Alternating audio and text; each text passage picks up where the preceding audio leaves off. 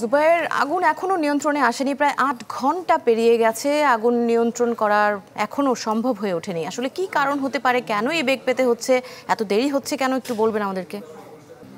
নিশ্চয়ই দৃষ্টি, আপনি জানেন যে এটি দুপুরের পরপরই আসলে আগুনটা লাগে এবং আপনি যেমনটি বলেছেন প্রায় ৮ ঘন্টা পেরিয়ে গেছে, বলা যায় যে ৮ ঘন্টার বেশি সময় পেরিয়ে গেছে, কিন্তু এখনো পর্যন্ত আসলে নিয়ন্ত্রণে আসেনি। আমি ক্যামেরার মাধ্যমে আপনাকে একটু দেখাতে চাই, সেটি হচ্ছে যে এখনো আগুন দাউ দাউ করে জ্বলছে। তবে আমরা এর আগে যেমনটি দেখিয়েছিলাম, যদি বলি আমি ২ ঘন্টা কিংবা আরও ৩ ঘন্টা আগের যে চিত্র ছিল সেটি থেকে আমরা বলতে পারি কিছুটা কমে এসছে। তবে আমরা যেটি বলতে পারি সেটা হচ্ছে যে ভবনের বাইরে যে আগুনের শিখা আমরা দেখতে পেয়েছিলাম ২ ঘন্টা কিংবা ৩ ঘন্টাও আগে, সেটি হয়তো একটু কমে এসেছে। তবে ভেতরে, অর্থাৎ ভবনের ভেতরে কিন্তু আগুন এখনো জ্বলছে।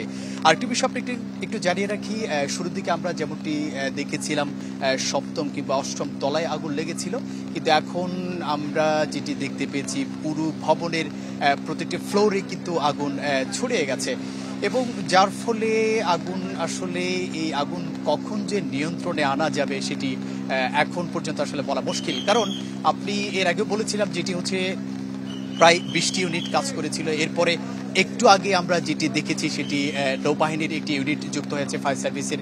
তো সব মিলিয়ে ২১টি ইউনিট এখনো পর্যন্ত তারা চেষ্টা চালিয়ে যাচ্ছে।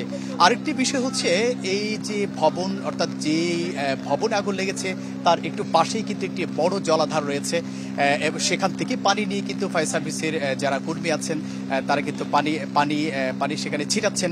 কিন্তু এরপরও আগুন যে আসলে কবে কোন সময় নিয়ন্ত্রণে আসে সেটি আসলে এ পর্যন্ত বলা মুশকিল। তো যাই হোক, ফায়ার সার্ভিসের প্রায় ২১টি ইউনিট তারা সর্বাত্মক চেষ্টা চালিয়ে যাচ্ছে। একই সাথে নৌবাহিনী আছে, বিমান বাহিনী আছে, এর বাইরে অন্যান্য সংস্থার লোকজন এখানে আছে, তারা কাজ করছে। তো এই ছিল এখান থেকে আমার কাছে আপাতত সর্বশেষ দৃষ্টি। জি, জুবায়ের মঞ্জুর, ধন্যবাদ আপনাকে আমাদের সাথে যুক্ত হওয়ার জন্য। পরবর্তী আপডেটের জন্য আমরা ফিরবো আবার আপনার কাছে।